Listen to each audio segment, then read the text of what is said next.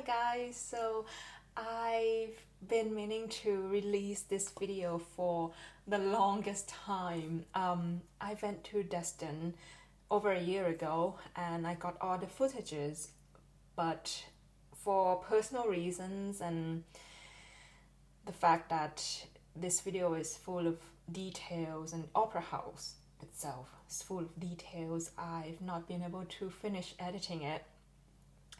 But magically today I got a day off and I thought, you know what, I should sit down, finish it, because I'm so excited to share it with you guys. I loved visiting Dresden. The city was beautiful. The opera house itself, the Semperoper, was one of a kind. It's full of cultural anecdotes and references. And I am so excited that I am finally able to share it with you guys. So I hope you enjoy it as much as I loved making it. Look at this famous painting of Dresden by Canaletto. Isn't it magnificent? Dresden is full of masterpieces of architecture. But today I'm taking you to an opera house with great history. A house that premiered the canons of operas such as Wagner's Der Fliegende Holländer and Tannhäuser, operas by Strauss like Salome and Elektra, the pride of the city, the Semperoper. The opera house has a very interesting history. I think this is the architectural embodiment of the phrase, "What doesn't kill you makes you stronger." Because no matter what try to tear down this magnificent piece of art, it rises up again and again. Semperoper was built in 1841 by the architect Gottfried Semper, hence the name of the opera house. It then suffered a fire in 1869.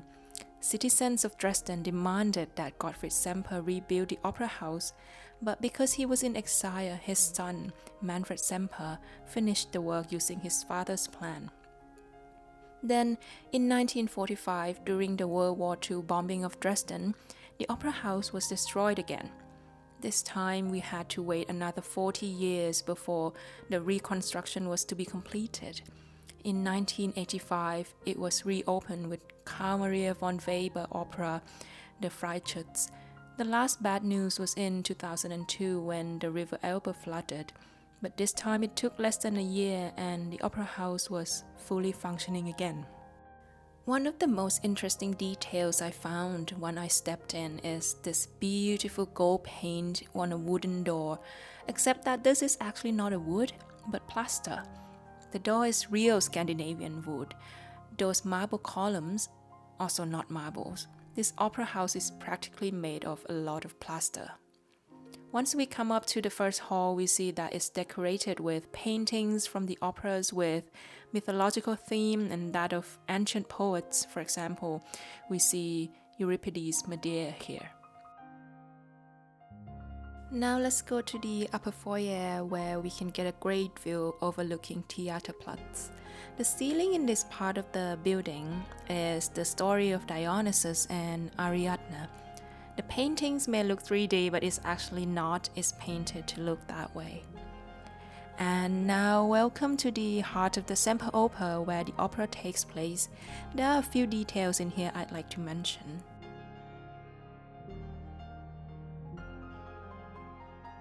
Imagine you're sitting in the Semperoper, losing yourself in the performance on stage, but the people sitting next to you keep checking their pocket watches. Isn't that irritating? It must have been to the king because he specifically requested a stage clock to be made that could be seen in the dark from anywhere in the auditorium, hence preventing the audiences from using their pocket watches. This is only possible if the clock has a digital display. And this 5-minute clock shows the hours in Roman numerals and the minutes in Arabic numerals. The clock was originally designed by a master clockmaker whose future son-in-law would later create a very well-known luxury watchmaker company we know today as A. Lange und Söhne. If you attend an opera, you get to see this magnificent stage curtain. However, if you go for a tour in the summer, When there aren't many operas on, you won't get to see it as they take it down because it's a fire hazard. And this is what you see instead, so plan ahead. Anyway, let's talk about the curtain. This 400 kilograms, 17 by 12 meter curtain is made by hand of Belgian linen. It's designed in 1875 by the painter Ferdinand Keller. Zooming in on the top, we see 6 poets, and on the bottom, 7 composers. Let's see if we can identify them.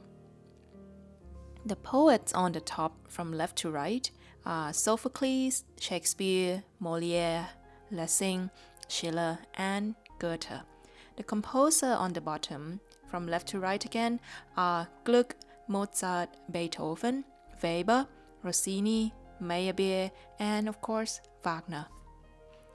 The female figure in the middle, seen raising a torch, is the allegory of fantasy. She is surrounded by the muses of the theater arts of poetry, music, tragedy, comedy, singing, dance, and history. Another striking feature of the auditorium is the stage portal, which shows characters from the world of theater and opera. Some of the very well-known are, for example, from left to right, Papageno from Mozart's The Magic Flute, Tannhäuser, Don Juan, Donna Anna from Don Giovanni, Antigona, Oedipus, Othello, and Desdemona, Mephistopheles, Gretchen, Falls, and Falstaff. The characters are oriented towards the poetic justice in the middle, perhaps inducing us audience to reflect on the characters of each. Are their actions morally right or wrong? Are they dominated by vice or virtue? Would this make logical sense in the real world?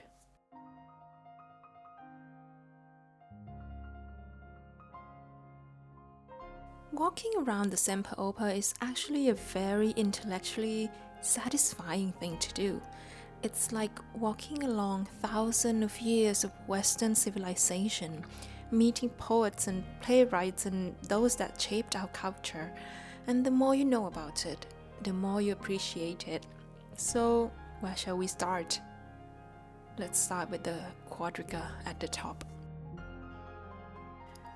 Above the main portal, we can see a quadriga by the sculptor Johannes Schilling, drawn by 4 panthers and led by Ariadne and Dionysus. Dionysus is bringing Ariadne home as his bride after finding her sleeping on the beach of Naxos. The immortal Ariadne and the god of theatre Dionysus seem fitting as the crown of Semperoper, don't you think?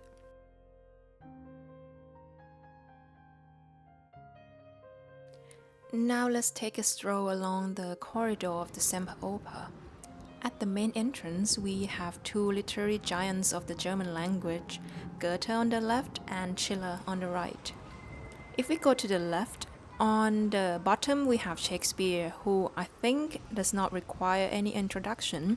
His creations are portrayed in various operas, the creator of Hamlet, King Lear, Romeo and Juliet, Falstaff, Othello, and many more tragedies and comedies and sonnets. He's the guy who basically shaped the English language and culture as we know it today. On the top is Sophocles, who, much like Shakespeare, stands as a cornerstone of the literary and dramatic history without needing an introduction. Renowned for his masterpieces like Oedipus Rex, Antigona, and Electra, Sophocles pioneered complex narratives and profound themes that continue to resonate through the ages. His influence on the Greek tragedy is monumental, solidifying his place as the titan of ancient literature and theatrical innovation. If we go to the right, on the top is Euripedes, another luminary of the ancient Greek drama. He commands our attention with his provocative and thought-provoking works, known for groundbreaking plays such as the Medea, the Bacchae, the Trojan Women. Euripides delved deep into the human psyche, challenging societal norms and exploring the complexities of human nature.